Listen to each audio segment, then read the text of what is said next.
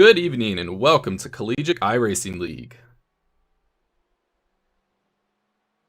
Good evening. That's right. We are up here in the booth. We are at Daytona International Speedway down here in sunny Florida, right, for a day race for the GT3 series for CiL. It's race 3 of this 6-race season. And Matthew, we're going to have a couple good heats here. I think it's going to be fun to watch, and we're going to get to see these GT3s as they compete both in the infield section and down in the high banks of this about 2.5-mile course. Yeah, absolutely. We're looking forward to a great race here tonight at the Daytona Road Course. Home of the Rolex 24 takes place to start off the IMSA season every year. Here in the CIL, we don't race 24 hours straight. Tonight, we're going to be racing 2 heat races. Currently, qualifying is going on to set the order for the first heat race of the evening, with a 25-minute heat race. Following the first heat race of the night, top 12 of race 1 are inverted. The driver finishing in 12th of the evening will start first for the second heat, the feature race of the evening, followed by another 25-minute race. So looking forward to a great race tonight. We had some great racing 2 weeks ago at Laguna Seca. Zach, what can you tell us about this tricky Daytona road course? So Daytona Speedway is one of my favorite racetracks, obviously, as both a NASCAR and a sports cars fan. But it is a very tricky track because it's in Florida. It's very flat aside from the NASCAR turns. And being in Florida, we're going to have a very hot racetrack tonight. So you start off on the front straightaway with a very long sweeping left-hander into turn 1, through the S's of turns 2 and 3 into the first international horseshoe. A hard long right turn, late apex into the kink, and then you go to the west horseshoe, another long right-hand turn, 180 degrees. Then you take another left turn back out onto the NASCAR oval through the 31-degree banking of NASCAR 1 and 2, all the way down the back straightaway to the bus stop. Very tight technical area down there in the bus stop. Got to get your entry and exit perfectly right to set yourself up to go back out on NASCAR 3 and 4, all the way up on the banking, through the turns and down to the front stretch to the start finish line in the middle of the trioval. So Yeah, there's plenty of high-speed corners, a lot of passing zones as well. You're going to see a lot of guys make some moves here into turn 1 and the horseshoes. Maybe even if they're gutsy, pass into the bus stop. You never know. But this is a very fast, a very smooth track, and plenty of opportunities for chaos. And we may even see a full course yellow here going into turn 1 and through the S's. Yeah, we may do that. It's a pretty exciting course that generally shows a lot of good racing. It is a little bit warmer today, about 80 degrees ambient. Guys, it's June. The summer is here, so you can see that track temp about 130 degrees. That's going to be a little bit slippery for these drivers this evening. And as they get ready to put their qualifying times in and set up, this track is gonna rubber in a little bit, and so maybe not so much for qualifying, but as we go and race, and we have 20 and 30 cars across this track, especially with all the downforce on these GT3 cars, there's going to be a lot of that rubber put down, and this track can be a little bit slipperier, in addition to the heat. And so as we go through there, it's going to be exciting to see these cars come through. We know the BMWs have the horsepower, especially for these high banks. We know the Porsches and some of those mid-engine machines can certainly get through the center. Guys, I will say the BMW has been traditionally very strong everywhere we've gone, and Matt, we'll have to see this evening if that is the magic sauce again is just going with the BMW and winning, or if there's another car and driver combination that serves a little bit better for these drivers. yeah, that's definitely something, I think we're all going to be looking out for tonight. For those of you who aren't aware, iRacing released their Season 3 update today, and they did include some BOP patches for the GT3 cars. So while the BMW has been a favorite over the past couple of weeks in the CIL, it wouldn't be surprising to maybe see the BOP shift some of the other cars towards the front of the field compared to the BMW. Maybe the BMW's left behind a bit in those BOP changes. But GT3 racing, always fun, tin top racing. You can maybe, in some of these corners, you can get a little touching, a little side-by-side action.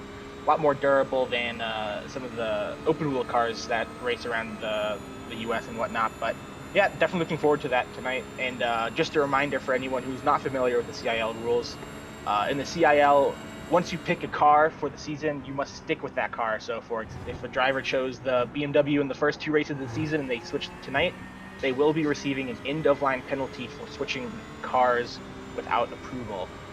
So we might see a few drivers who take that EOL penalty tonight if they are feeling special, if they're feeling quick in their car, if they decide to change. But Zach, what are some of the we talk about the cars and what impact the cars have. What about the drivers? I think we've seen a lot of fast drivers.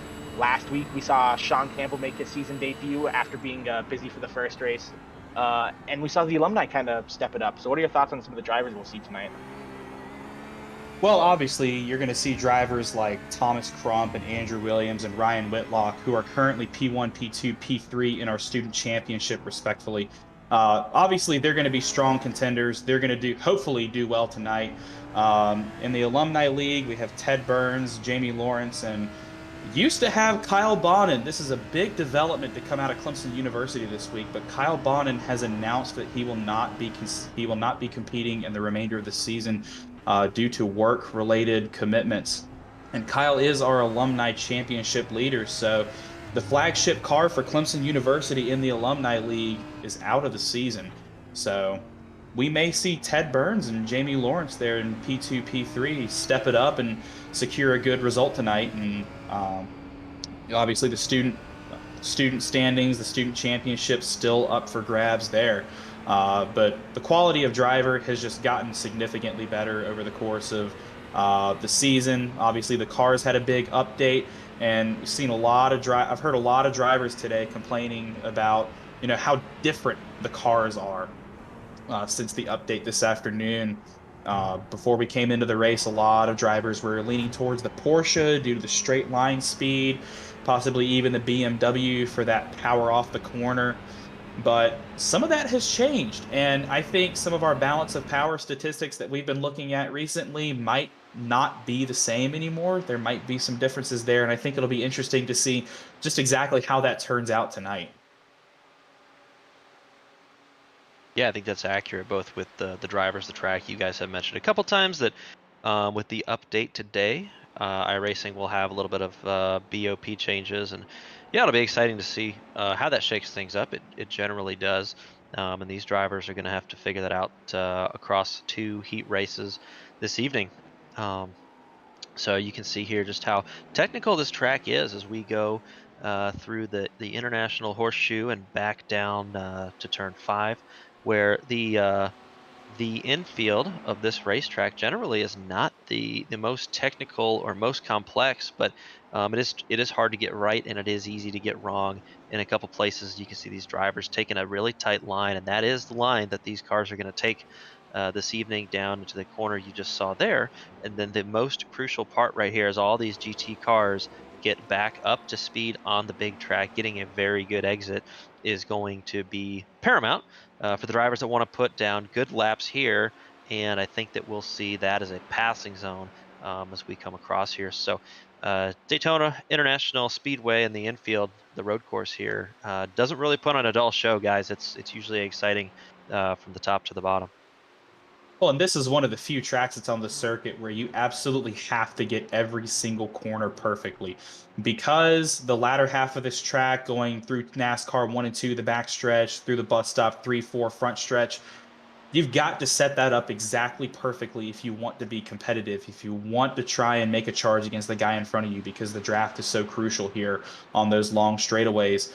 The two horseshoes, the International Horseshoe, the West Horseshoe, they're very hard to get right because they're both such late apexes coming out of the corner, so you can really put the power down getting down that straightaway. So I think the best driver tonight is going to be the one who keeps it the most consistent and the one who can be the best in every single aspect of this track. Yeah, I think these drivers all have plenty of experience on Daytona. It being one of the premier tracks, not only in North America but in the world. With the Rolex 24 and the various other races that are here. I think these drivers all have lots of experience on this track, and I think that's really going to tighten the field up. 24 hours. How many laps can you complete in that amount of time if you're a driver? So I definitely expect to see a lot of close racing tonight. Last race at Laguna Seca, things got a bit spread out. just because of the nature of the track. But here it's very much the opposite, where drivers tend to stick side by side through the braking zones. And I wouldn't be shocked if you saw drivers stay side by side going all the way through the infield and even onto the oval section. No, I think that's accurate, and something that's going to facilitate that racing action tonight is the removal, probably much to the enjoyment of a lot of these competitors, the removal of the sausage curb on the exit of the bus stop for the keen-eyed. It is gone. A little bit exciting publicity during the previous race, Rolex 24, and the endurance race here, but removed currently. And so as you see these drivers come up off the bus stop, you won't see that. But guys, as we get down to the end of it here, maybe about 5 or 6 minutes left in the session, I'm going to turn to the standings of this qualifying session. Right now, it is our friends from Alabama at Huntsville, Ryan Whitlock. We mentioned you might see him. He's got an onboard camera later tonight, so you might see him up close. But Ryan Whitlock right now leading the charge with a 1:45.81. No pun intended there for Charger Motorsports, followed by Clemson University's Justin Roberts, and then Alex Hallinar in P3. And that's going to be your top drivers. But the top two times, guys, 0.81, 0.828, and 0.83. So all the Woo! same if we round for Roberts and Hallinar there. And Hallinar doing a very good job for sunny Binghamton there up in New York, just by the Finger Lakes, as he likes to note. And so those drivers are going to be a number to watch for. And as we go down the list, Hunter Haddesty from Clemson University, Jake Cummings, Thomas Crump. Again, these drivers very, very close, guys. And as you can see on your screen, coming down to the end of qualifying, everybody will get the chance to finish their laps. But it looks like it's going to be pretty exciting straight off the bat, gentlemen, to watch this one get underway shortly. Well, and I think we kind of expected to see these 3, 4, 5 drivers here at the top. Drew Bowen, relative newcomer to the CiL, glad to see that he's doing well, but he will be receiving an end-of-line penalty for improper qualifying procedures. Student went out during the alumni qualifying session, so we'll be looking forward to see him making his way through the field, hopefully, and recovering into a good position. But Whitlock, Roberts, obviously very good drivers. They're proven that they can contend with the best. And Alex Hallinar is very, very good on road courses. Obviously, he won our Prospect Oval race in the NASCAR Next Gen at Watkins Glen. Yes, I said that correctly last week. So he knows his way around a road course pretty well. Yeah, I think really, not only are the top three separated by, just only a few hundredths of a second, but really down to 10th, 11th, 12th, you only have a field spread of about a second down to 12th. And with that top 12 invert for race 2 of the night, I really think that top 12 invert is going to shake up a lot of things, where I think track position is going to be very important, but also, overtaking is still easy. So if you're able to get a good start on the second race of the night, I think some of these drivers are going to be fighting a bit harder for that 12th spot than we've seen in the past, because of just how tight the field is tonight. And we saw last week just how well it worked out for our winner. His name is slipping my mind right now. Jamie Lawrence. Jamie Lawrence, that's who won it. That's embarrassing. Jamie Lawrence finished 12th in the first sprint race. He was the beneficiary of the invert starting on pole for race 2, and he wound up winning against a hard charging Sean Campbell. He was able to use that pole position, get that clean air to his advantage, and ran away. And speaking of winners, guys, I think it's time to make our picks as we start the parade lap here. So I'm going to take the low-hanging fruit. I'm going to choose Ryan Whitlock. I think he's shown speed all of our practice sessions. He knows this car inside and out. This is one of his strong tracks. I think he brings it home on top of the podium today. Well, I'll tell you what, I'm going to go ahead and pick a guy who I like, Drew Bowen. Was from Western Michigan University back in the pilot and season 1 days for CiL, and moved on to ATP flight school now, and is going to be a pilot and is going through. And guys, he is no slouch here, and looking forward to seeing something quick out of Drew Bowen tonight. Well, you guys are picking guys who are way up in the field, but I think a dark horse for the first race of the night, I think, is Thomas Toomey. Starting in 10th, we know that he's had speed in previous races. He was up there racing for the win on the road course at Watkins Glen in the Oval Series last week, but he's also been competitive on the road side for the past couple of seasons, competing in the alumni class now out of the University of Virginia. I think qualifying might have caught Thomas out a little bit. Maybe his setup is more geared towards race pace, but my pick, Thomas Toomey, dark horse of the night, starting in 10th place.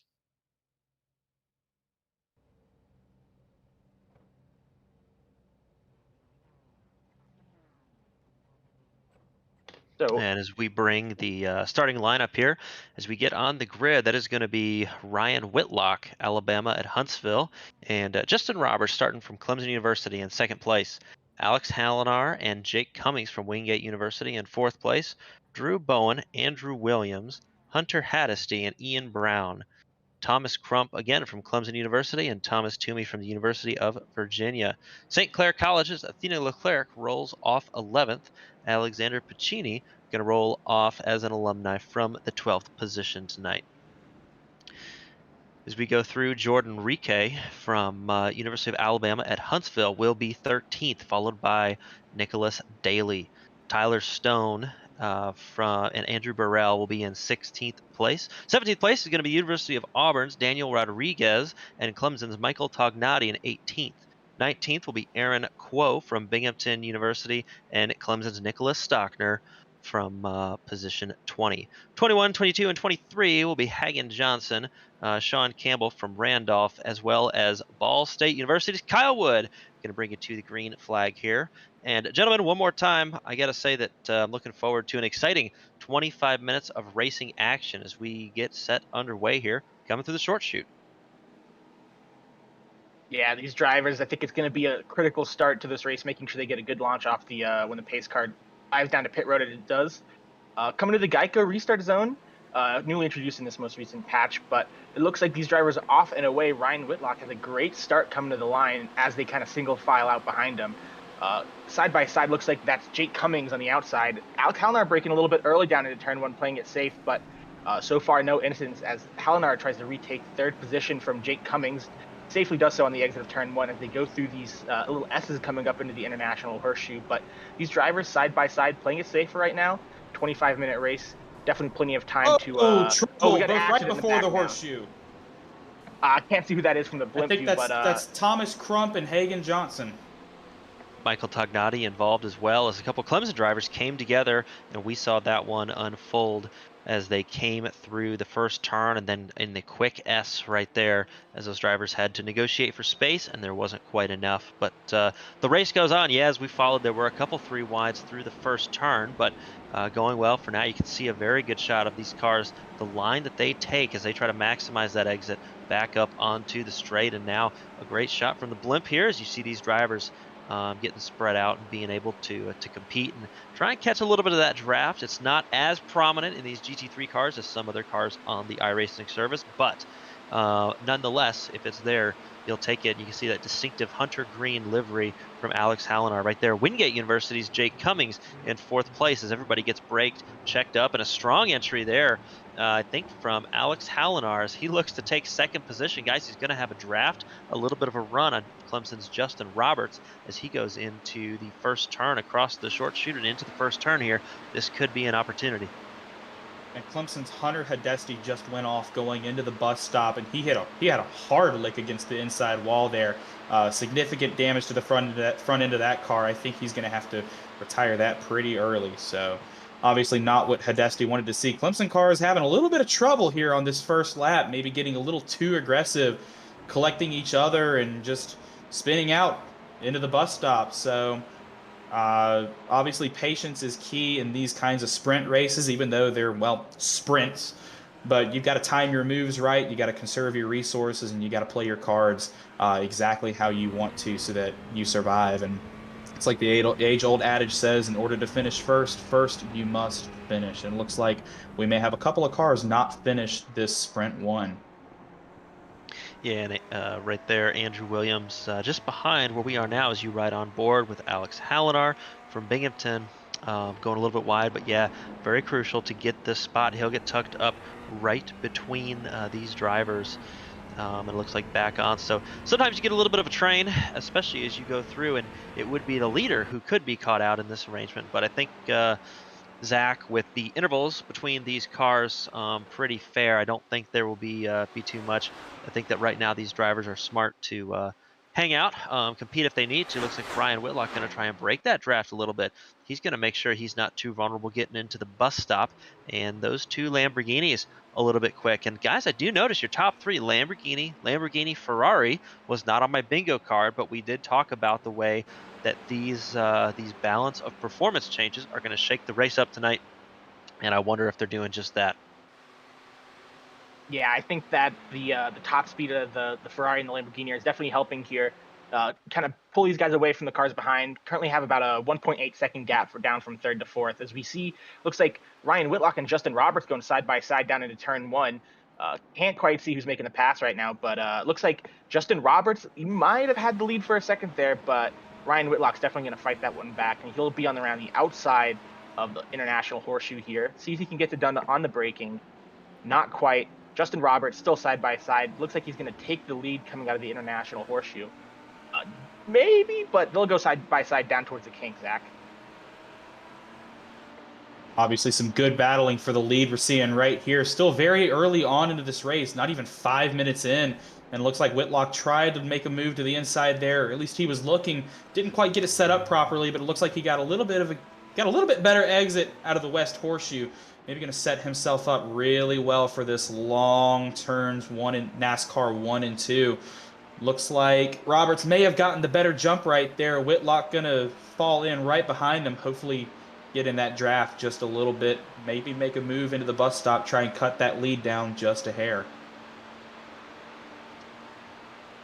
Yeah, we did see where Justin Roberts actually was able to close that gap through the bus stop a little bit. So time will tell which driver here is a little bit quicker through the bus stop, and it is so easy to get there. And it looks like actually a little bit of a run right out and back on top. Ryan Whitlock and the University of Alabama in Huntsville to the outside here. And yeah, it's stalling a little bit on the outside. He'll downshift, find that sixth gear, and again, with the message, Clemson University, always a big family with their wing messages, as he gets his back down into the center. Across the line here, it could be Ryan Whitlock, that Saturn rocket, trying to get to the point. Yeah, Ryan Whitlock trying to take a wide entry into turn one here, way up towards the wall.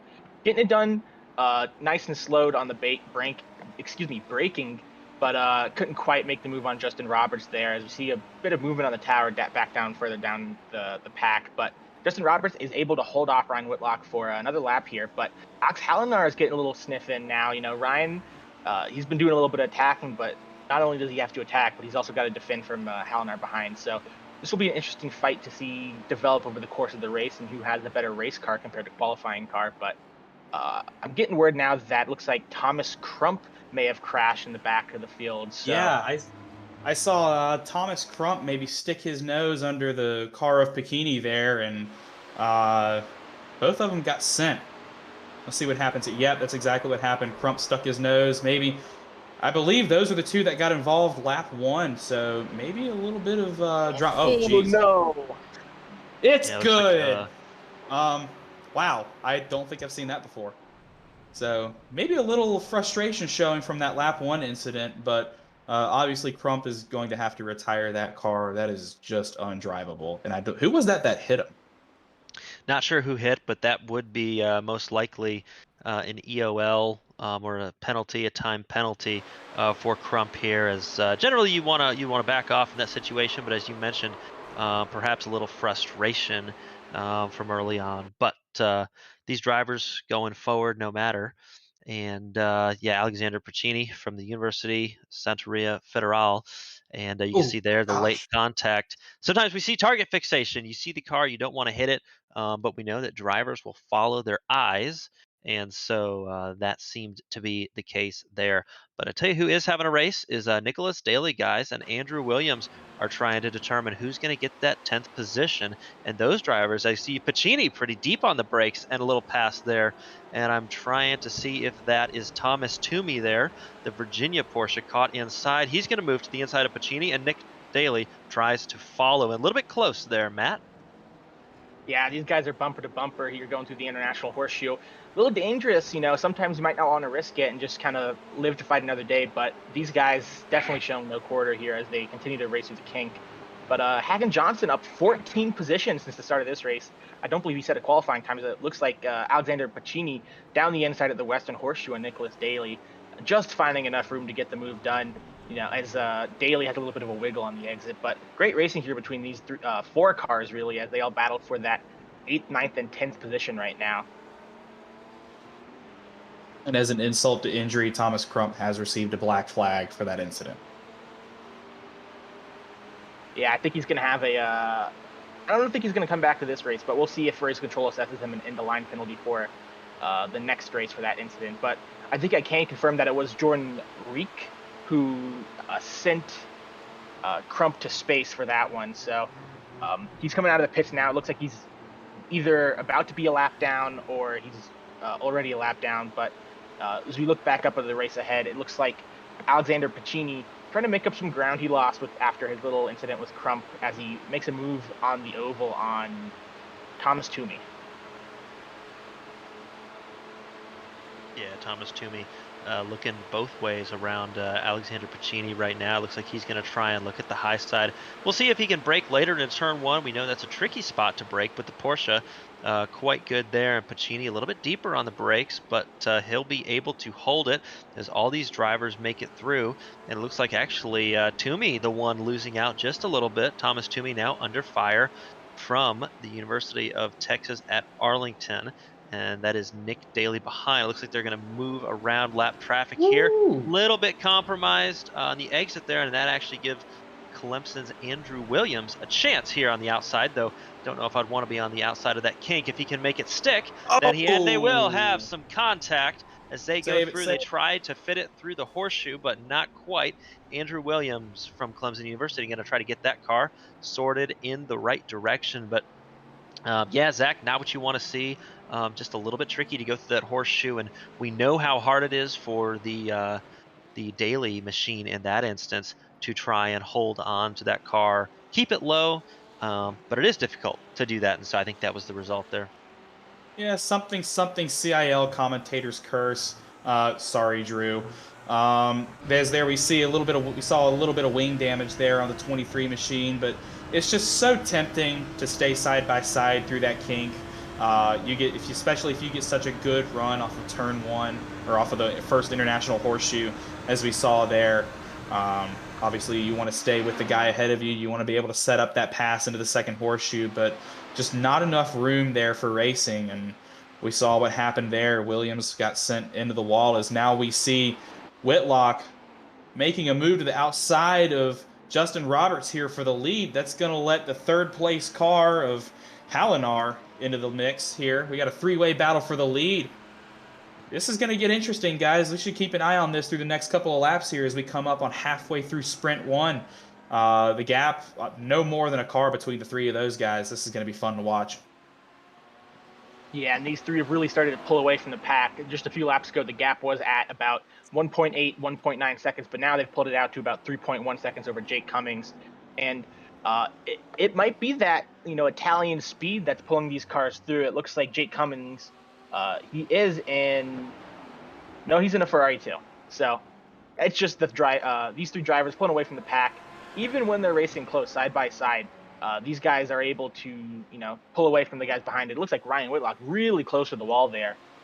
Maybe compromise his exit onto NASCAR 1 and 2 toward the backstretch chicane, the Le Mans chicane as it's now known as. But these guys are not going to give it up. It looks like Ryan Whitlock is looking to the outside, but that's never going to come off going into the bus stop chicane like that. Yeah, you can see the defensive line there from Clemson University. Out in front, it looks like everybody will file out just the same as they enter the bus stop and back up on the high banks. I'll tell you who's enjoying this is Alex Hallinar in that comfortable green machine, being able to probably spectate this battle, have some entertainment while he takes some notes, guys. He's able to see how these cars are driving and how effective that draft is. He's also able to see when might be a good time to pull out. and when he can make a move, and also when these GT cars can stall out. And so you can see right here, he's looking and he's going to have his own choice of line as these two go side by side. And the University of Alabama at Huntsville trying to make it stick, but not quite. But guys, Ryan Whitlock is there and he is ready to compete. And a couple of things that I've noticed with these two guys over the last couple laps, I've been watching them duel it out. It looks like Justin Roberts is taking a little more of a shallower line. He's not driving it as deep into the corner. He's really taking that slow in, fast out philosophy to heart. As there you see a little bit of a defensive line there from Justin. And Whitlock has been sending it into the corner. He's been driving it deeper. He's been taking more aggressive exits. He's been running a little bit higher on the banking, maybe to try and gain some momentum going into these crucial turns, the bus stop on the backstretch in turn 1. And these guys, it looks like they're honestly playing a game of chicken going into turn 1, is how late can I brake to try and outbrake the other guy before I wind up going just a little too far and going into the wall. As here we see Justin Roberts doing the same thing. Very defensive line going into the bus stop here. Looks like Whitlock's going to back out. Maybe taking a more strategic approach here, slow in, fast out. Looks like it worked for him. He's going to get a very good launch out of the bus stop. Going to be able to stay on the bumper of Roberts into NASCAR 3. Is he going to have a big run coming across the start-finish line? We've seen him do that a couple of times now where they're side by side coming down the front straightaway. What are you expecting to see out of this, Matthew? Yeah, I think as it looks like they're all even closer this lap. You could throw a blanket on top of them, but I think Ryan Whitlock has just been coming out a little bit too early, and he's been losing that draft too quickly here. As we see, he goes to the outside again on turn 1. This is a really great defensive driving clinic from Justin Roberts as he kind of washes out the track there. Big contact. Barely makes just enough room there. You have to leave the space all the time, as a couple of Formula One drivers would say, but I'd call that barely on the edge of the acceptable realm. But if you want to see good defensive driving, this is it right here by Justin Roberts. He's been placing his car pretty much perfectly lap after lap. And, going around the outside in turn 1 in the bus stop, it's super difficult. I think it's a bit easier on some of the infield sections and the horseshoes. But Ryan Whitlock, he's going to have to really focus on his exits coming out of the Le Mans chicane, as well as going on to the NASCAR 1 and 2 to try and get himself into position on the inside to make an overtake. Yeah, I think you mentioned it, that Whitlock in the bus stop, you saw last lap, he had a really good run out of the corner. It was just a little bit early, so he got on the gas, but he wasn't able to pull out. He was a little bit too quick there, and so we'll see if he can adjust this time by. But you guys mentioned it, your leader, Justin Roberts, 2 parts, the theory and the execution. It's one thing to know where to place your car and how to drive, but Justin Roberts doing an excellent job of being consistent lap after lap. You saw Alex Hallinar still hanging out back there. And yeah, without that defensive line, Ryan Whitlock not closing up so much. I think his best opportunity was when he was forcing Justin Roberts to take that defensive line into the bus stop and then get a better entry and subsequent exit. But that is a strategy. Guys, not too long, just about 10 minutes to go in this one, and so a good battle mid-race as these guys try and stick out. Yeah, Matt, just like you mentioned, he waited a little bit longer.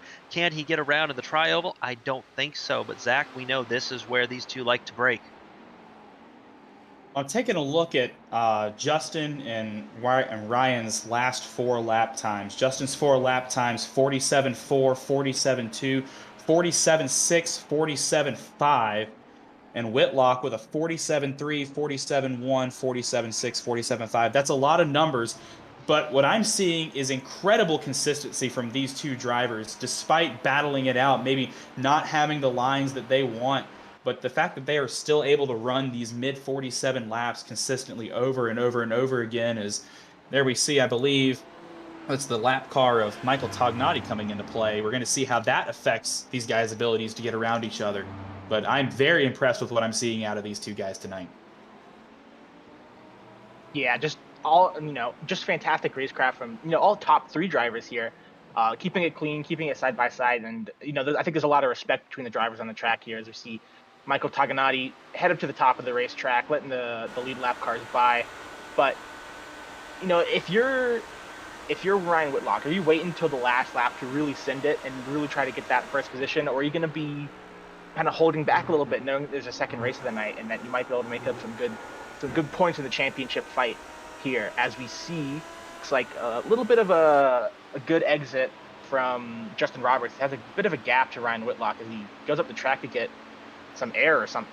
For some reason, maybe he's Yeah, Ryan Whitlock may have a slowdown there if he was a little bit hairy through any part of that track, as you can see there. Yeah, it looks like he's going to relinquish that. So for whatever reason, Ryan Whitlock going to have to give that back, and so we'll see if Alex Hallinar can shake it up a little bit and have any different experience with our race leader Justin Roberts. It looks like still trying to get that car under control, Ryan Whitlock, but back up front now he is zooming in third place. And definitely looks like it was a slowdown. And I talked about it at the top of the show that you have to be perfect in every single corner of this track to do well. And, if you go off in the bus stop and you get that slowdown penalty, race control is not going to give you any slack. If you cut the bus stop, you got to slow down. And I think that is what we saw out of Whitlock there. And it saw him relinquish not only the battle for the lead, but also that second position. So Whitlock currently P3, but as we start winding down the minutes of the race, we're going to start looking back towards P10 through about P14 to look for that strategy. There, Zach, but it looks like Athena Leclerc just went off the track, trying to defend from Hagen Johnson, just a little bit too deep on the brakes and into the Western Horseshoe, locks the brakes or slides off the track there. So Hagen Johnson up into P6 right now from that one. And that is unfortunate for Athena. Athena's had a pretty good race tonight, running inside the top 10 the whole event, not posting a very good qualifying lap, but making their way up into the top 10 there. And like I said, where does the strategy come in? We're going to see this invert after race 1. So if things play out, if the standings hold exactly as they are, your pole sitter for race number 2 is Tyler Stone with Andrew Williams alongside them on the front row. So what do you do if you're in that position right now? Well, I think the current 12th place driver, Tyler Stone from St. Clair College, teammate of Athena Leclerc, I think he's got a bit of a gap around him right now. I think the cars in front of him is a bit too far away. I think Tyler Stone's a bit too far in front of the 13th place car, Nicholas Daly, to, obviously he has to keep the pace, but I think as long as he keeps up the pace he's at right now, he's got about a 5-second gap. He'll be able to hold on to that P12 position and start and pull for our second race of the night. But I think Tyler Stone right now is definitely just taking it easy, trying not to make any mistakes. I don't blame him. We've seen how mistakes can really put a nail in people's tires, per se, on their event for the night. I believe Justin Roberts had a little bit of a mishap into the West Horseshoe and a little bit off track, so he's going to lose a little bit, really good chunk of the lead, actually. That lead has come down from just over a second to about half a second now. Justin Roberts over Alex Hallinar for the lead position. Ryan Whitlock currently back about 2.5 seconds. Jake Cummings, P4, 5.2 seconds back, and you finish your top 5. Ian Brown, 11 seconds back. Very good run from Ian Brown. I believe he's a relative newcomer to the CiL as well, so it's great to see him having a good night tonight. Yeah, that is, and you can see the battle on your screen. I wondered if we might pick this up. Drew, Bowen, Pacini, Williams, all in the shot here as these 4 cars, a little bit more spread out now, but we're having quite the battle. 4 ways, all for 9th place, and here even you can see Pacini trying to get in. Bowen leading with 8th place this group right now, but these drivers are competing pretty closely, as even Athena Leclerc, a couple of Porsches between Williams and Leclerc, St. Clair College, being able to race this one out and see if they can shuffle around before we get to the end. But I tell you what, it is fun to see Drew, Bowen, Alexander Pacini, a couple of pilot season veterans. You can see Leclerc pull out, see if she can make a move. It'll be heavy braking. Porsche's great at braking down into turn 1. Will Pacini play a role? Not too much. Everybody getting through unscathed so far and a little bit wide for Leclerc. And it is so tough, guys, when your car gets a little bit out of shape. You really have to let it float out and come back to you. And so Andrew Williams now up behind Alexander Pacini and has him a little bit on the back foot. If he can make this move, we saw that he likes to be on the outside of this kink, but he won't be there now. And we'll see Matt how he can negotiate this corner, maybe a little bit wider line. Leclerc to the inside, Matt. Yeah, big dive bomb there from Athena Leclerc, but looks like she's going to get it just done on Andrew Williams there. That's a pretty opportunistic move, but she was able to pull it off. And I think that was really great on the brakes by her. And you mentioned it earlier, once you get, a little bit squirrely in these GT3 cars, you kind of got to let the car right out to the exit. Especially in turn one, you do have some asphalt runoff, so you can use all the gravel or all the asphalt there and take real advantage that ABS and traction control we have in these GT3 cars. But as they come down out of NASCAR 2 towards the bus stop chicane here, we're coming down to the last couple laps of this race here. I'm excited to see if any drivers will go for it as Athena Leclerc goes to the outside of, I think that's my my timing screen's a little weird right now, but can't quite get it done for Athena Leclerc, but still hassling the back of Alexander Pacini. Going for the outside here, as it looks like a lot of our drivers have kind of realized it's time to wrap up this race soon, and they're going to start getting a bit more aggressive as they go side by side out of NASCAR turn 4, making a run down to the start-finish stretch now as they come down into turn 1, Zach. And Athena is just driving a rocket right now. She's got that car dialed in. She's ready to roll. She's figured it out. She knows exactly how to drive this car, where to make her moves and when. And it looks like a little bit of a miscue there. I believe that was from Pacini there. Little contact to the rear bumper of Leclerc. I think she's all right though. But I want to kind of turn our focus back to the lead. The last time by, Hallinar was just over a tenth off of Justin Roberts' bumper. As there you see Hallinar taking a very wide line into NASCAR 1. That lead has grown a little bit, but we're going to see if Hallinar maybe is carrying some more momentum into the bus stop. I'm really excited to see how this battle heats up as we come to the closing laps of this race. I believe this will be 2 to go coming to the line. I do believe the leaders have taken the white flag, Zach. So Is I that the think white this flag? Gotcha. Yeah, I think they took the white flag last time around. So Alex Hallinar here, a little desperate to hopefully try to get a nose in front of Justin Roberts before the end of this race, but he's a little far back. I don't know if the draft is going to be powerful enough to take him to the lead here, but great race from Justin Roberts, our leader. He really controlled this race with some defensive driving as he comes up to the start-finish line here. Fantastic race from him. And as Justin Roberts takes to the line, that's going to be Justin Roberts, your race 1 winner here tonight, leading most of the laps, holding off Alex Hallinar and Ryan Whitlock as Hallinar comes second and Ryan Whitlock comes third for your race 1 top 3.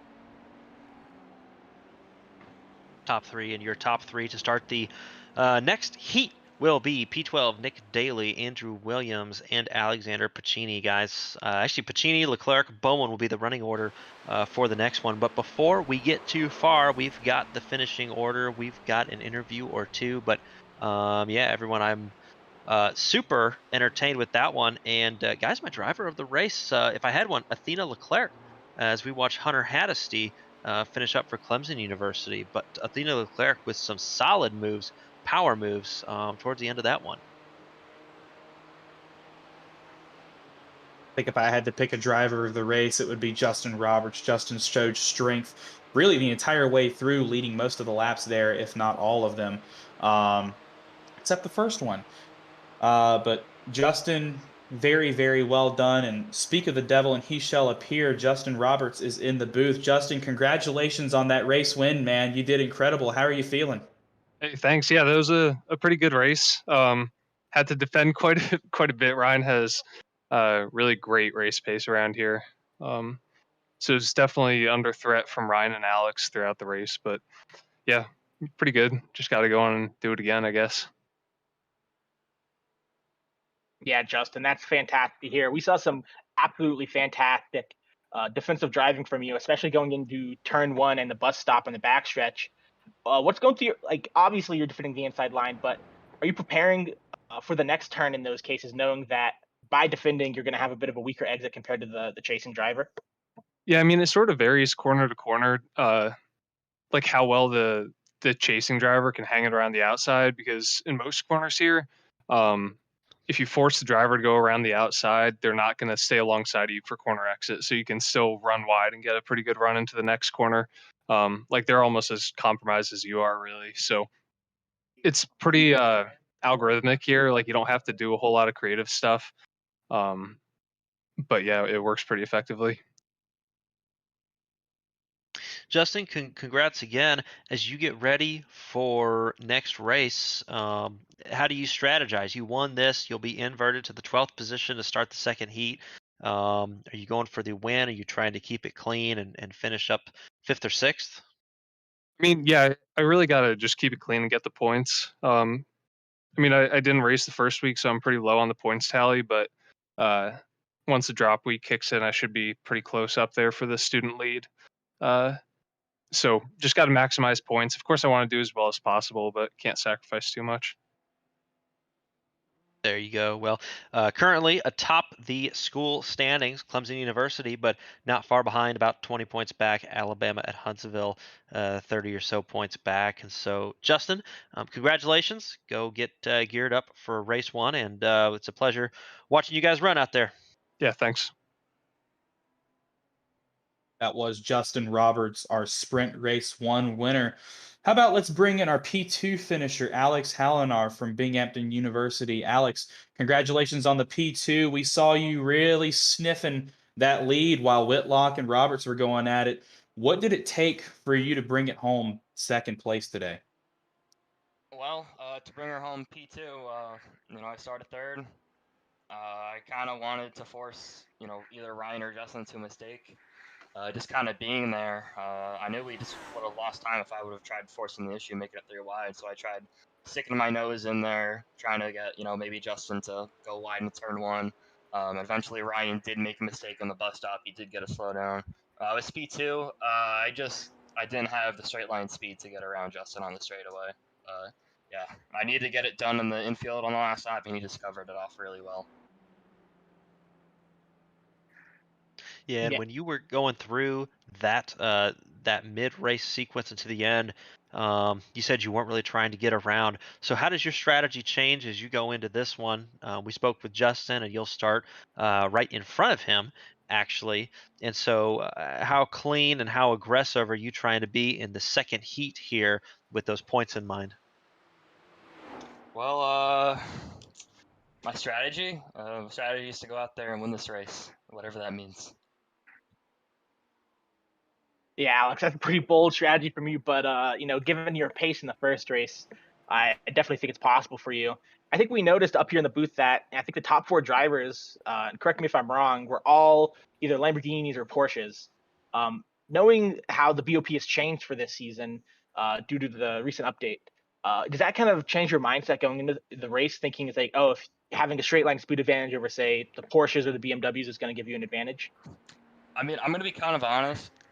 I ran one race, and that was at Laguna Seca with the old VOP, so I didn't really even know what that was. And here, I mean, I know I'm fast, so the VOP shouldn't be an issue. All right, Alex, that sounds like a great plan. Wish you the best of luck in the second race, and good luck with that one. Thank you. Man, love that from a competitor. I'm not worried about the BOP. I'll be driving this race. Really confident, and he backs it up, guys, with that performance in the first race. Alex Hallinar finishing second. And so you saw the grid on your screen. These drivers now in the warm-up, and maybe if they wanted to change their setup, they do. We did see a couple comments in the in-race chat from the drivers to the drivers about some setup changes, mainly wing, that they may be making. And you can bet a couple of these drivers with the growing track temperature as this track heats up, they'll make those changes as well. Yeah, with the long straightaways on this track, especially in what I've seen and guys commenting all week during practice sessions and what we saw before the race is that you really want to run as little wing as possible because the straight line speed is so critical to setting up the big passing zones into the bus stop and into turn 1 that you want to maximize your speed as much as possible. And Josh, like you said earlier, the draft here isn't really as big as some other cars like we see in maybe the Miatas or the NASCAR Cup cars, but it's definitely still there. So I think a lot of people out there in the field today are willing to sacrifice that cornering grip and that cornering speed to carry more on the straightaways. So as we come in here into race two, obviously we said Tyler Stone going to be on the pole alongside Nicholas Daly in P2, Alexander Pacchini in P3, Athena Leclerc P4. What are we going to see this time around? We saw some good aggressive racing. We saw some great battles in race one. Are we going to see the same thing here? Are we going to see Justin Roberts and Alex Hallinar charge through the field, or are we maybe going to see a repeat of last week? Well, I think that that those two names you just mentioned will pop up a few bits. But I'll tell you what I actually am looking at was the University of Texas at Arlington driver. That was going to be, excuse me, it looks like Tyler Stone will be up there, but Nicholas Daly, we saw him compete. Actually had a little bit of a touch with the Clemson machine, but I think that he has the pace to make himself known in this one. And guys, sometimes all it takes is to be back out of traffic. But I'll tell you who is on the outside of the second row, outside of Alexander Pacini. It's going to be Athena Leclerc that you can see there. And so for our viewers at home, there will be no shortage of entertainment coming up here. And look who Yeah. has made their way up into the just outside the top five, and that's Thomas Toomey, who has shown good speed all season in both series. You know what? I'm just gonna go ahead and call it. I think Toomey's gonna be the one to win race two. I think he's gonna navigate his way through the field, and I think he brings it home on top of the podium. Matt? Well, Zach, I picked Thomas for the first race, and you stole my pick for the second race. So I think I'm gonna have to go for Hagen Johnson because he last time I checked, he moved up. I think it was 14 or 15 positions from the start of race one to the end of race one. So I think Hagen Johnson starting a bit better in the field for this race is definitely going to be able to navigate his way towards the front of this field and win race two tonight.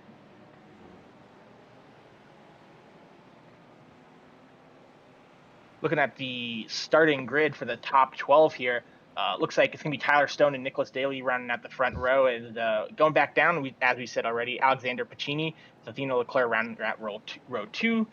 Drew Bone and Thomas Toomey, followed by Hagen Johnson, Ian Brown, Jake Cummings, Ryan Whitlock, Alex Hallinar, and your race one winner, Justin Roberts, rounds out your top 12 as the drivers come towards the front stretch for another 25 minutes of racing here in the CiL Road Racing League, as we see our back half of the grid here at the pace car gets ready to pull off in pit lane, as we'll see some interesting moves here going down into turn one. Hopefully some faster cars back in P12, P10 in that spot, but looks like Tyler Stone's going to hold him for a little bit and get the great jump as we see a Clemson car in the back of the field have a little bit of a wiggle, as it looks like Tyler Stone leaves the field in turn one. Right behind him, Nicholas Daly in the UT Arlington car. Looks like Alexander Pacini trying to get a look on the inside of him as well.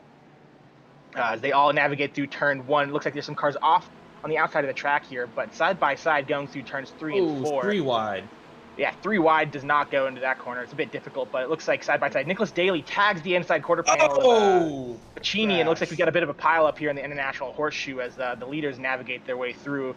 But yeah, it looks like Nicholas Daly there just maybe he got a bit closed off as drivers continue to spin off through the field behind them in the grass as they go through the kink. But a tough start for Alexander Pacini. Started in a really good position. Looks like some other cars here falling off into the grass now, but we'll have to get a replay of that one as they start to single file out on their way towards the NASCAR 1 and 2. Yeah, don't look now, but made their way up to the front. St. Clair College's Athena Leclerc will be the first car back on the big track as these cars continue 2 by 2. This race already a little bit more touchy for these drivers, trying to keep these cars clean with a little bit of damage on them. But Athena Leclerc going to be leading the way around this one by about a second on Hagen Johnson. I believe a couple of Porsche drivers. And then, guys, we saw Alex Hallinar started back further a little bit in the field, but wasted no time making his way up to third position there per your scoring tower. And so as this one gets underway, a bit of a shuffle, even since the race was underway, guys. And I'd be really interested to see that replay of that international horseshoe carnage as here it is, coming right here.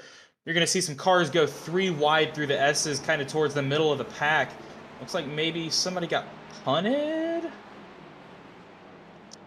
Yeah, it looks like Pacchini and Daly made contact there, and it was just, it was just a freight train from there, especially some of the cars in the back of the field trying to get woed up and just couldn't get slowed down in time. And I think that's why we're seeing Hagen Johnson and Alex Hallinar up in P2 and P3. Hallinar really the big benefactor of that chaos on the first lap, as we see really good battle going on up here. Jake Cummings and Alex Hallinar going at it for the P3 position. Hagen Johnson looking in his mirror and saying, yes, please keep doing that. Looks like Hallinar got a little wiggle through the kink there, got an off track, but is able to keep it going straight. Something else Hagen Johnson likes seeing, and something he doesn't like seeing, is that gap between him and Athena Leclerc for the lead growing ever so slightly. Josh. Yeah, Athena Leclerc taking off. Clemson University continuing to have a couple issues back behind the camera, but Alex Hallinar continues this one up front. Guys, I did see Alexander Pacchini and Justin Roberts in a pretty close battle. Those cars taking no quarter, and everybody trying to raise the game here, as it were, tonight. I haven't called a couple names: Andrew Burrell, Jordan Reekie, and Aaron Quo. Again, a newcomer from Binghamton University, but nonetheless, a group of 3 right now competing together. You can see Thomas Toomey trying to get by Jared Roberts. You go on board with Jordan Reekie. And actually, a little bit soon, actually, a big checkup into the bus stop. Don't know if they were ready for that. A little bit of a wiggle. That's Ball State University's Kyle Wood. Everybody tries to negotiate that and does so safely through the bus stop. But yeah, guys, I think up and down the scoring pylon, as you can see by the yellow and orange numbers, a couple good battles all the way around. Holy cow, y'all He need just to had go it. look at what Alex Hallinar just did. Double Yeah. overtake for P2 through the tri-oval. Yeah, Alex That Hallinar, was that an was a impressive brave move. Yeah. Well I think it was done. Jake Cummings and Hagen Johnson were going side by side through the tri-oval as they crossed the finish line, and Alex Hallinar said, "This isn't NASCAR. We'll go below the double yellow line here," and really used all the asphalt. So that was a brave move if I've ever seen one before. But Alex Ooh-wee. Hallinar makes it stick. Man, I don't think I'd be brave enough to try that move and then get it on the banking again like that. But Alex Hallinar makes it stick. Hold on a second. Looks like we got Athena Leclerc spins into the Western Horseshoe right now. No. Big checkup from the no. following 3 cars there. But Alex Hallinar and it looks like Jake Cummings going side by side towards NASCAR 1. Gonna get a quick replay here of Athena Leclerc spinning deep under the brakes again in the Western Horseshoe. We saw her do that in race 1, and I think it just came back and she was getting a bit too comfortable in race 2 here, and it happened again. So a good job to avoid all the cars, get back on the asphalt, and hold on to P4 right now. I think she's in, but that's definitely a costly mistake. And that's fair play to her for getting that car straightened out and going back and continuing. Obviously, a little bit of a hill to climb there for Athena. That's one of the worst things you can do as a driver is you're leading the race and you make a mistake and it costs you the lead. So maybe getting in her head a little bit, she was leading the race, but I have no doubt that she can get back up and contend for the lead. As here we see Hallinar contending against, I believe that is That's going to be Jake Cummings Jake from Wingate Cummings. University. They Looks come like to tri-oval, and we did see, Yep. man, he's got that speed, pace on the outside for the green Ferrari. A couple Ferraris here, but it's going to be that lap going to Hallinar for that school. And so down, back, under braking. Wingate looking to the outside. A little bit nervous under braking there for these drivers. But back underway, out of turn 1 and into the horseshoe, it's going to be Hallinar, actually by a little bit more breathing room than he's had all day yet. What was that he Yeah. said about not having straight line speed? I think he got that fixed.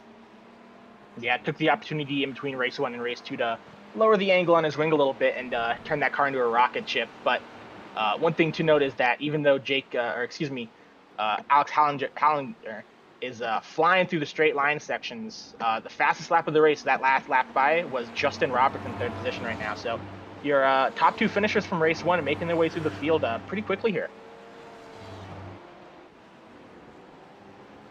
They are indeed. Don't look now, but Justin Roberts has made his way from P12 back up. So previous race winner, and he's going to come up and try and get this thing done. He sees Alex Hallinar, guys. He's got enough draft as far as that's concerned, getting around this large part of the speedway.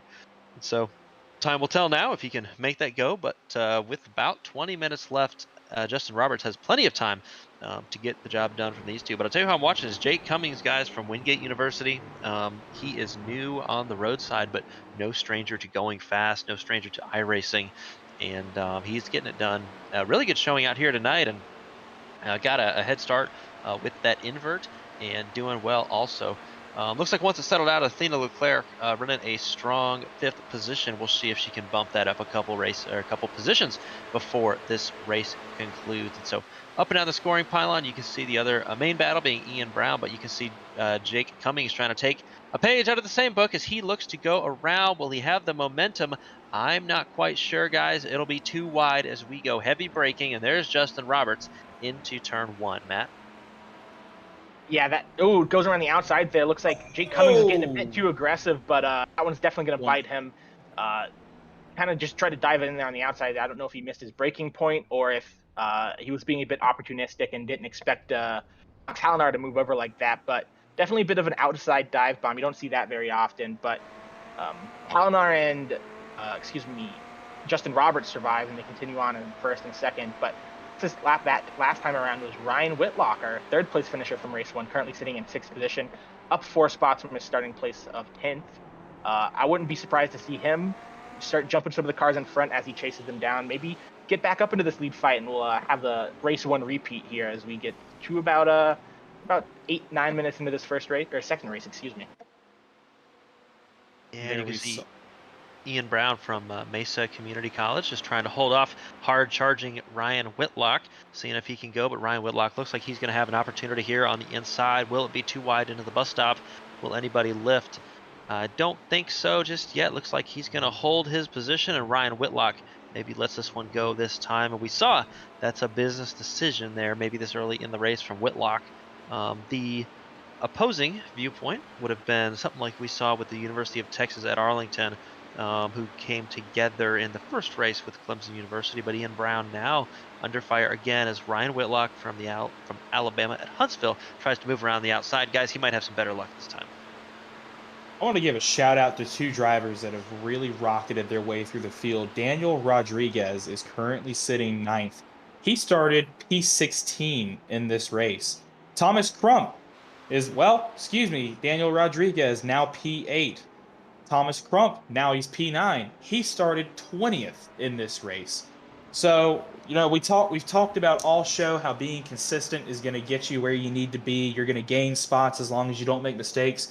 We've seen really 3 massive mistakes so far out of leaders, and we've seen guys from the back of the pack come up to the front and they're able to challenge. So really, really well done by Rodriguez and Crump to make up that many positions over the course of, about 10 minutes now? Yeah, just under 10 minutes now. There we hit the 10-minute mark, 15 minutes left in the race. Matt? Yeah, I think definitely taking advantage of starting in the back, maybe seeing some of the incidents as they were happening rather than being in them. Really, take advantage. Some of the cars in front of them have a little bit of misfortune. We see quite a few cars a lap down or out of this race due to damage. But Athena Leclerc started this race on the outside of row 1 as looks like University of Alabama at Huntsville driver Ryan Whitlock tries to make a move into the bus stops and gets it done before the braking zone, kind of cuts Athena Leclerc off, saying, "This is my corner.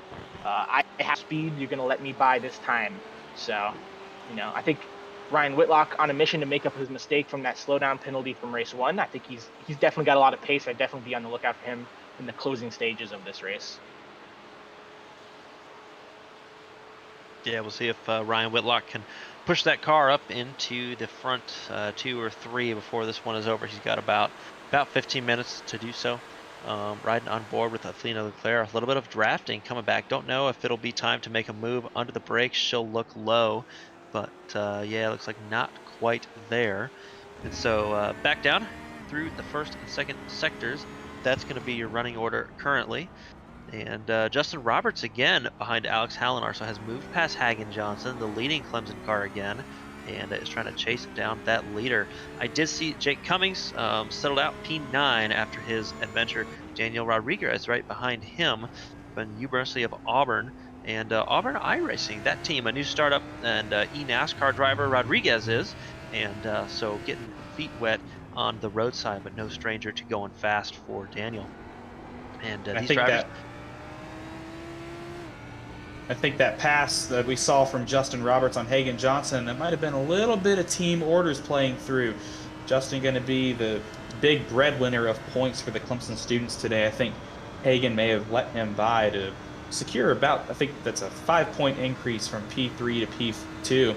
As here we see Roberts gets a great run on Hallinar, going to look to the outside coming into the bus stop. Hallinar defends it very well. Justin taking a lower speed line into the bus stop. Hopefully going to get a better launch on the exit. Doesn't look like that's going to happen. He had a great run going in and just lost all that momentum through the bus stop.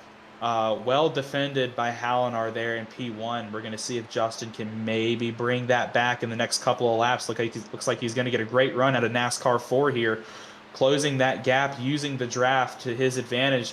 Will he get to the bumper by Hallinar over the start-finish line? Doesn't look like he's going to be there to present a challenge.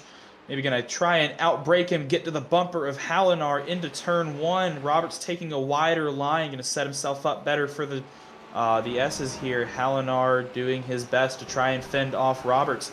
Guys, this is going to be a great battle as Roberts outbreaks Hallinar, looking to the inside now. Oh, man, this is going to be good. Good fighting up for the first spot.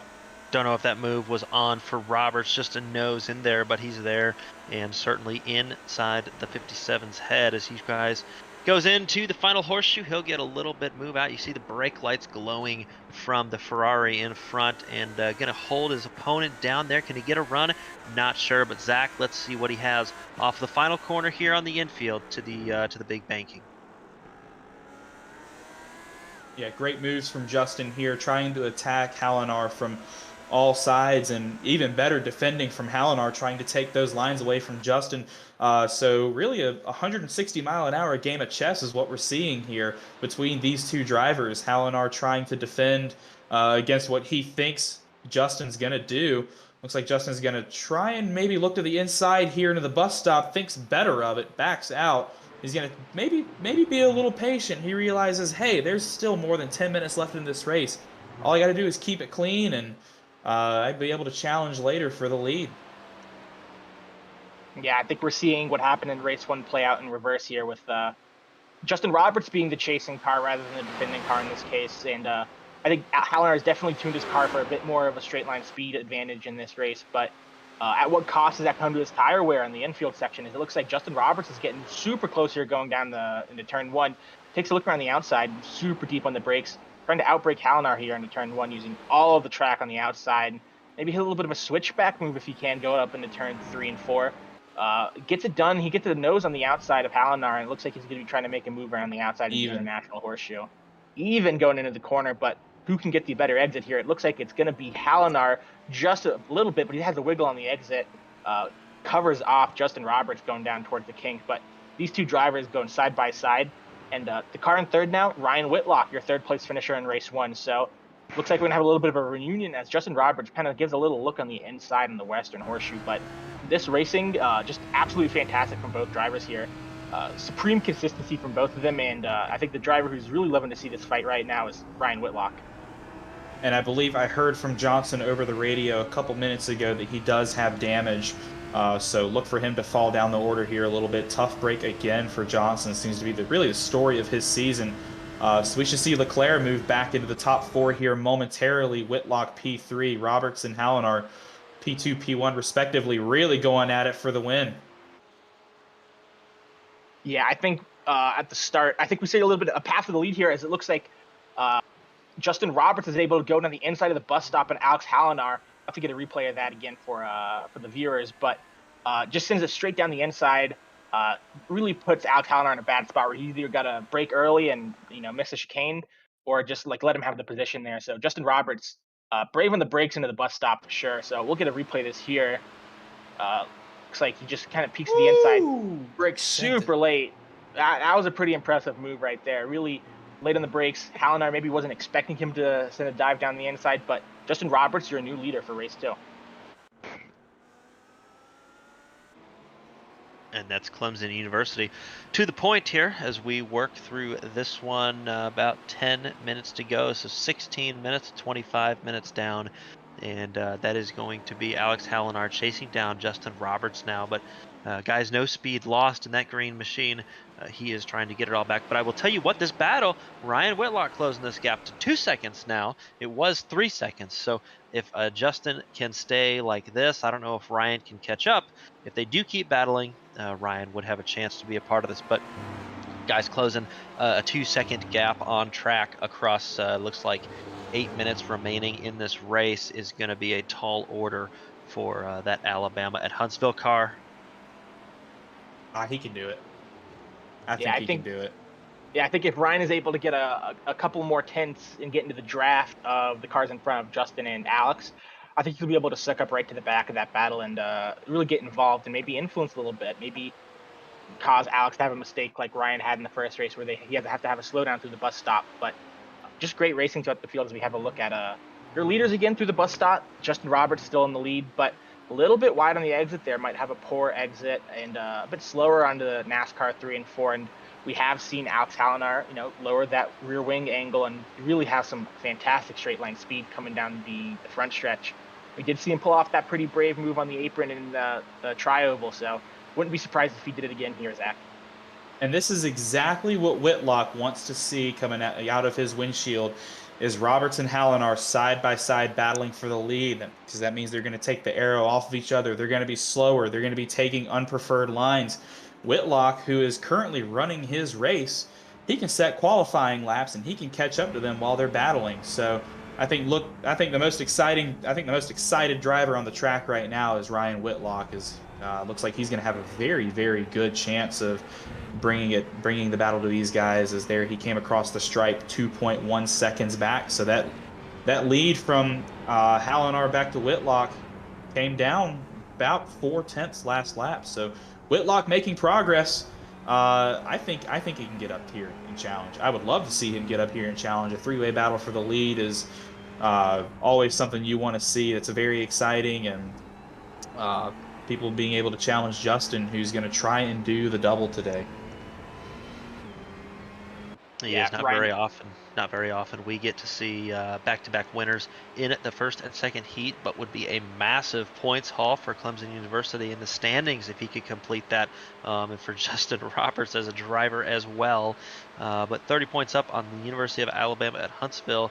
That's what he's going to want to focus on. You can see Alex Hallinar close right up and then give a little bit back actually in the bus stop, and it's all about that exit, guys. Binghamton University trying to chase down Clemson University. About 5 or 6 minutes to go in this one. Yeah, I wouldn't be surprised. I think Alex there really deep on the brakes. I think he's really trying to find that limit. Maybe he's setting up, trying to get some knowledge in that mental notebook of his, thinking how deep can I break into the bus stop? Can I send something in on that last lap and maybe take the win away from Justin here, as it looks like Justin pulls a bit of a gap out going into turn one.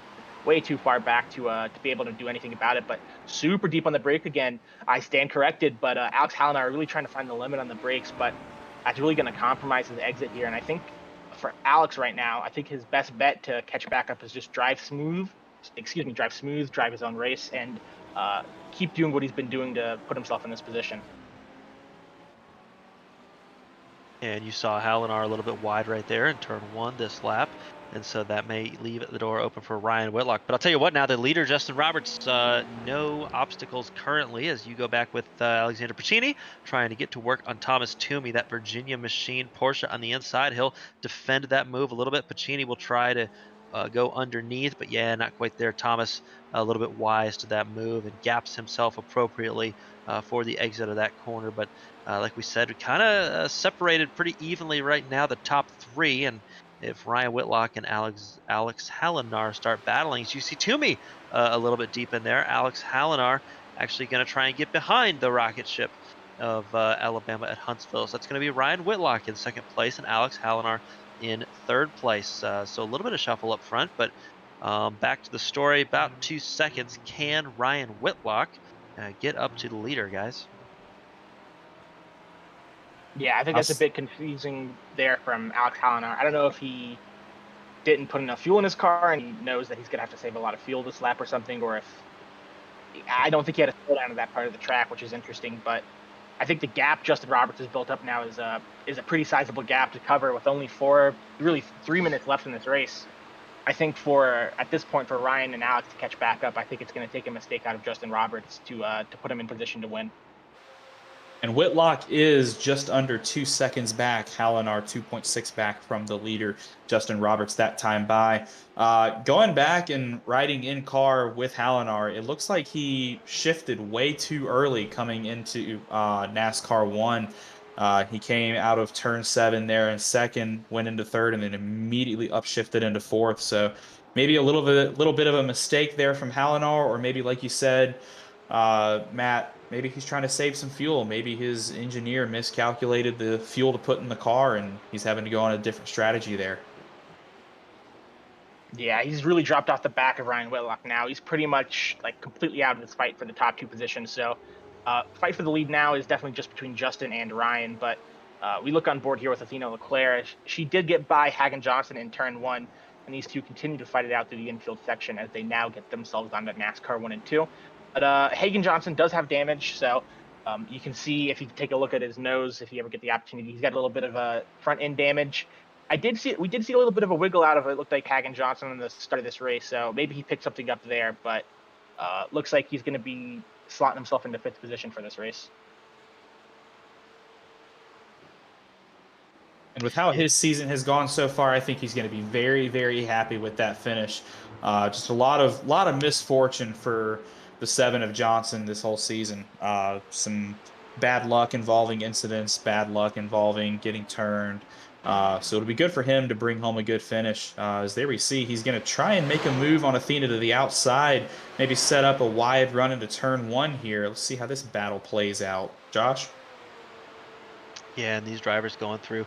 That white flag is going to be coming up as these drivers probably right now, you can see down into turn 1.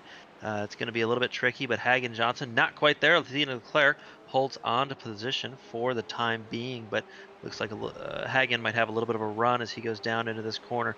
But guys, he might want to not use that run until he gets to the bus stop and make sure he has a good exit, lest he be a sitting duck right there. Athena wisely kind of leaving the door open and then baiting that car into pulling up, though I don't think she calculated that slip on the edge. So going in here, a little bit of a kink, and then back into the horseshoe, and it looks like again going to put some space between the cars, and these two cars going to go. And again, that Porsche late on the brakes, always fun to watch. And Ryan Whitlock that gap down to about 1.1 seconds, but guys, that checkered flag is coming for these drivers, and so those are the battles on track right now. And that bait move, like you mentioned, that Athena pulled off, that was very, very smart. Coming out of the turn 2 horseshoe, or the turn 4 horseshoe there, the international horseshoe, you can run very, very wide out of that corner, and there's at least a couple tenths off track right there. Well, not necessarily off track, but at least off the beaten path per se. Athena maybe taking advantage of that. She had the line to run, leaving that inside open for Hagen, baiting him into that, leaving him in the unpreferred line going into the kink. As there we see a little slip from Hagen. It's going to see him lose a position possibly to Thomas Crump. Yes, he will. So there you see the Crump getting by Hagen Johnson. We might see a challenge from Crump here on Leclerc, but he might be too far back. Yeah, and it looks like your leaders will take the checkered flag now. So your winner, Justin Roberts, Ryan Whitlock, not quite close enough, but you can see on your screen Thomas Crump coming home in 5th, Ian Brown, Cummings, Daniel Rodriguez, and it looks like Pacini and Thomas Toomey. In fact, Thomas Toomey coming to the line. These drivers, that Virginia Porsche on the outside, can Alexander Pacini move? Yeah, he's going to cut that draft off. Thomas Toomey going to take home that 10th position as he crosses the line here. P12 will be Kyle Wood, followed by Hunter Haddesty in the running order, Andrew Burrell, and Aaron Quo in his CIL debut a little bit further down the road as these drivers come around the big banking and try and finish their race up. You see Andrew Burrell from Clemson University in that striking purple and orange machine. But guys, the story of the night is Justin Roberts. He's going to take home both for Clemson University. And Clemson University, Matt, with a stellar performance tonight. Again, that team continuing to become more and more bulletproof, and then go through and take both wins tonight and take all the points away. Yeah, Josh. I think every night or every race, I think we're always seeing some Clemson car either win or finish on the podium. And I can't remember the last time we didn't have a Clemson car there at the front of the race. So Clemson really becoming a big contender here. Definitely pulling away in the college standings for this season at this point. But yeah, I think the Clemson cars, I think they have a good partnership with each other. They have a good team where they're definitely willing to share setups, share, telemetry and data, and really work as a team. Sometimes you have people from the same college who are competing against each other more than they are working with each other. And I think Clemson is the other way around. So great job by Justin Roberts tonight to finish off the double. 2 wins, 2 races.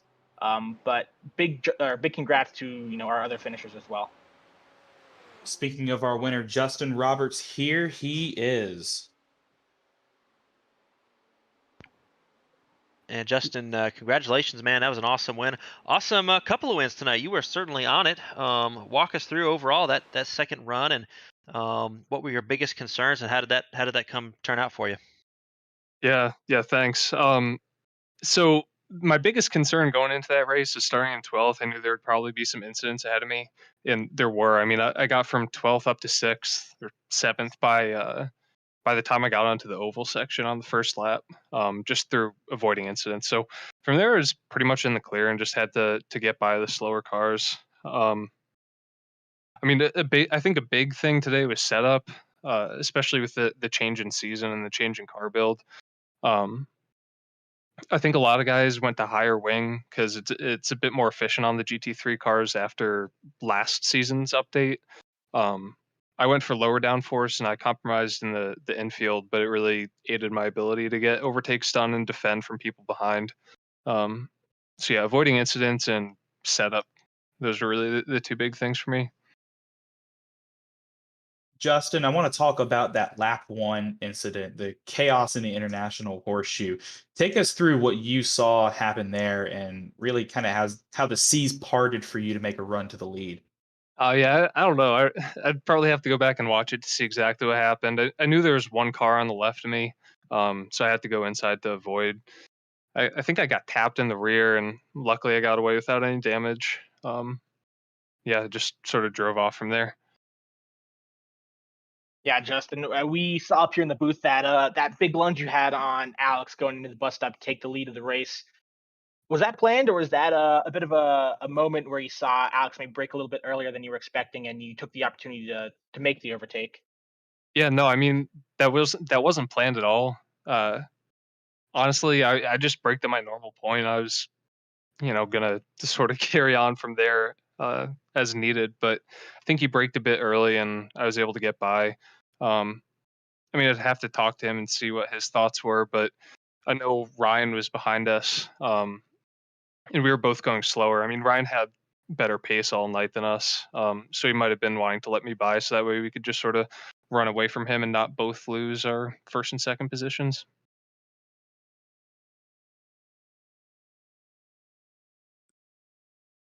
Yeah, Justin. Well, that's great to hear. Before we send you on your way, anything you or anyone you want to shout out, anyone you want to thank for getting you here? Yeah, I mean, all the Orange Wheel guys, like usual. I wish Kyle was able to be here tonight. It would have been fun to race up against him at the front because I know he would have been quick.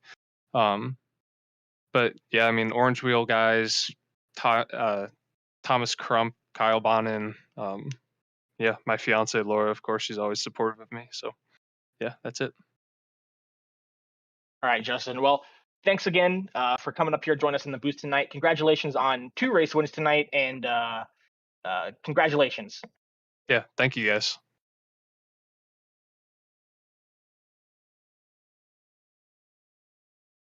Alrighty, how about we dial up our second place finisher, P2, Ryan Whitlock. Ryan, congratulations, man. You're back on the podium again. You made it through the chaos of that race. How do you feel?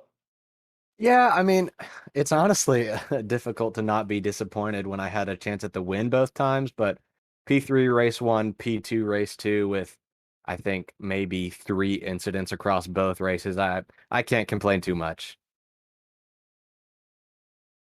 Certainly a good race. And congratulations on the both racing. You earned it. Walk us through any setup changes, or did you make any setup changes? Maybe is the appropriate question. Between the two heats, we saw some talk about spring rates and wing angles, and yeah, how did the track change, and how did the racing change? Maybe a little bit more aggressive between the two races, and did you change your setup to accommodate?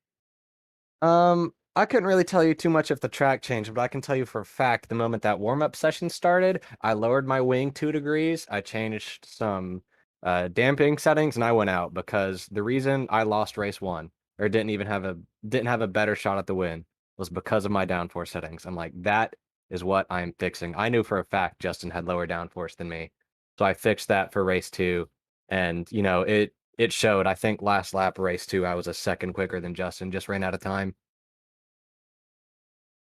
Yeah, Ryan, I think we saw that at the end of race 2. You were really catching the back of Justin Roberts super quick. But we also had that chaos going into the International Horseshoe on lap 1.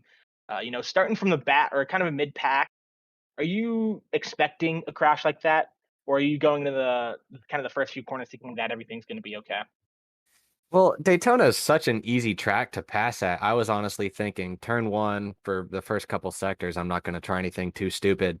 Ultimately, that allowed Alex and Justin by on lap one, which kind of bit me towards the end of the race. But I think this puts me in a good spot for championship. So as of right now, I kind of regret not being more aggressive lap one, but who knows? Maybe come end of season, I'll I'll be happier with that choice.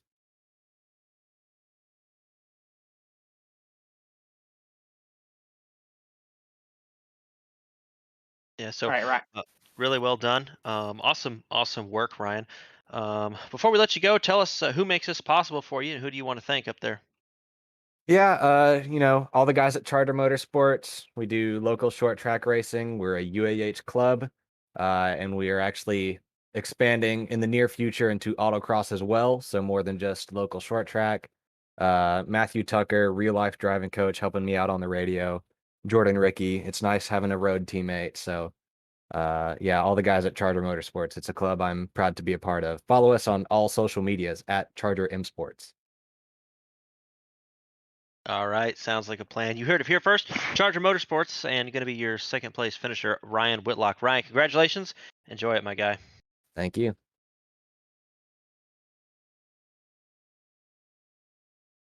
And it looks like your third place finisher going to be Alex Hallinar from Binghamton University. And Alex, man, walk us through both those races. But tell us a little bit about your time. And was it just in your best interest to have Justin Roberts go ahead, or was that less of a strategy call for you?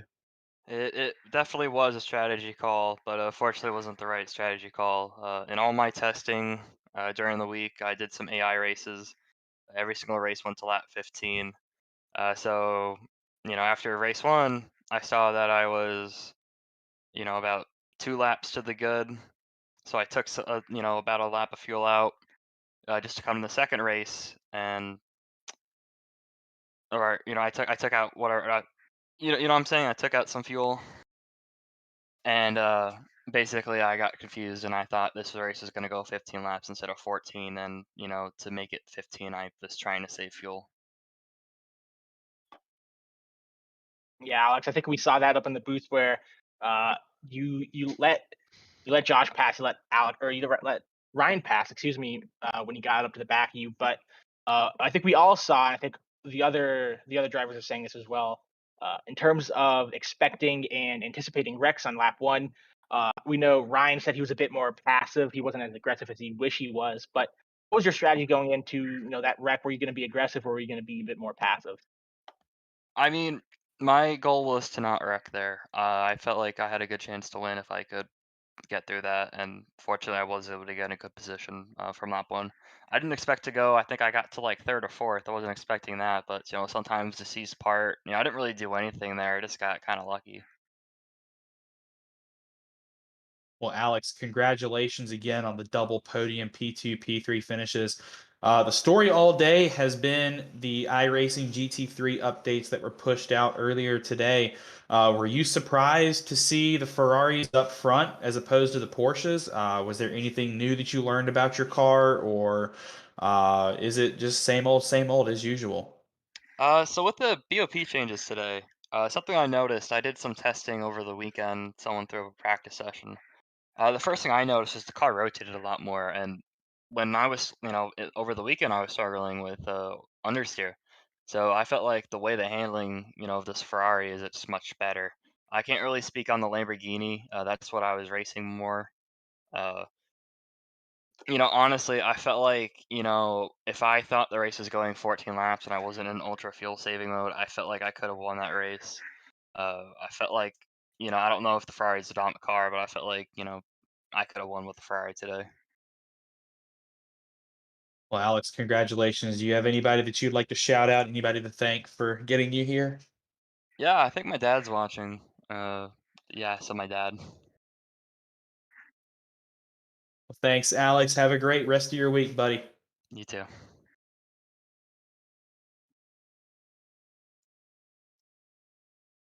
There you have it. A lot of fun drivers, a little bit of excitement, and you heard these guys testing a lot to try and be at the front of these races and on the podium at the end of these events. These drivers and their schools trying to get the knowledge, share and compare.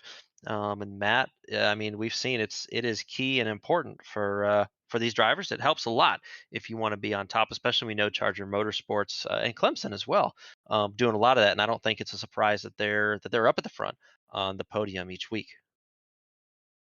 Yeah, I think just being able to have a teammate to kind of bounce ideas and setups off of and comparing what your strengths are and what your weaknesses are, I think that's really been an advantage to some of these teams. I think especially we see, we talked about Clemson earlier.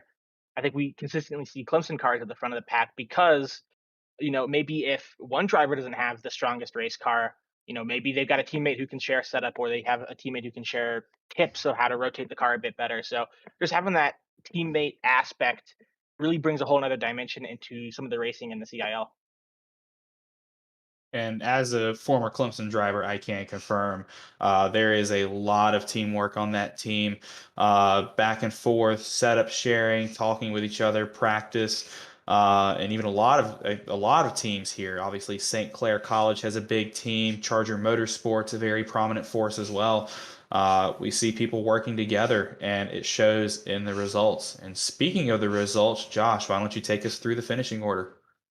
Yeah, this finishing order here, it's going to be your race winner, Justin Robertson, Clemson University, that we've really followed all night long. Ryan Whitlock, Alex Hallinar, Athena Leclerc with some excitement, led a couple laps. Athena Leclerc from St. Clair College, going to bring that 61 machine home in fourth position at the end of the night. Thomas Crump from Clemson University, actually Hagen Johnson as well. Ian Brown from Mesa Community College, going to make his CIL debut in seventh position. Nothing to shake a stick at. And Jake Cummings from Wingate University in P8. Daniel Rodriguez and Thomas Toomey will finish your top 10, and Alexander Pacini from Santa Maria Federal will be in P11. Ball State University's Kyle Wood will be in 12th position, and 13th and 14th will be held by Clemson University, Hunter Haddisty, and Andrew Burrell. Big Empton University's Aaron Quo taking his CIL debut in 15th position. You heard Ryan Whitlock mention his teammate, Jordan Rike, in P16. That's Alabama at Huntsville. And Tyler Stone, Athena Leclerc's teammate from St. Clair College, going to be P17.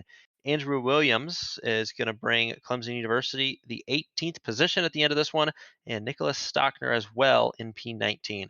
Drew Bowen in P20 from ATP Flight School, formerly of Western Michigan University, and Michael Tognati from Clemson University in P21.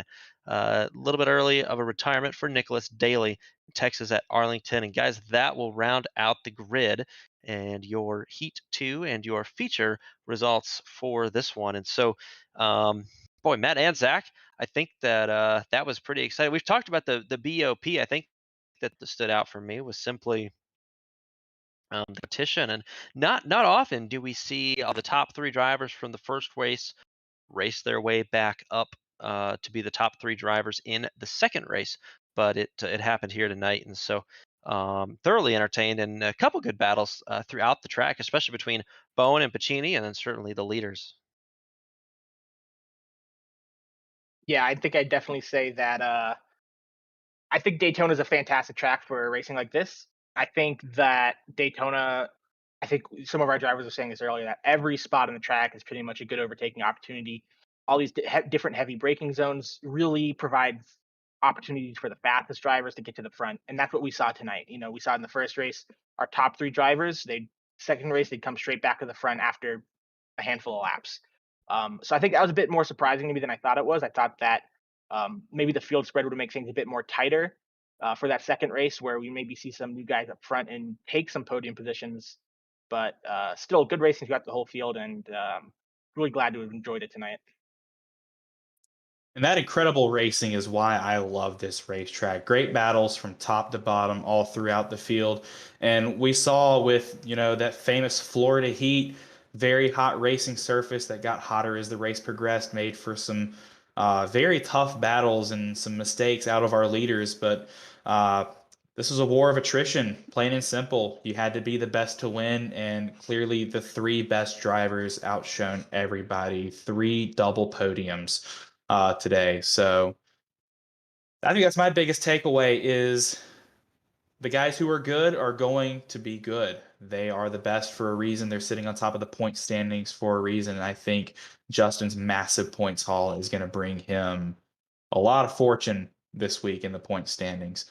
Who's the driver of the day? Is my next question. Josh? Yeah, I think my driver of the day is Justin Roberts. He was the driver who was able to keep it together. Um, Man, it's tough for Ryan and Alex, drivers who had it together. And, made adjustments on their car, worked on them all night long, worked on their driving styles all night long.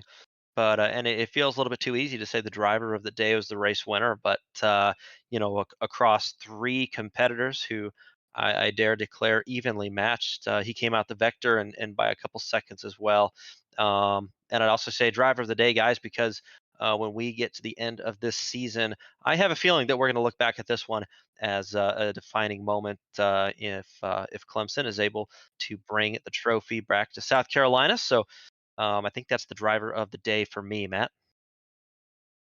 Yeah, I think I'd have to go for another Clemson driver in the field tonight. I think I'd go with Hagan Johnson. He didn't set a qualifying time tonight. Started way back in like 20th position. By the end of the first race, he was up to 7th position. I think he was able to pull off some pretty great overtaking moves.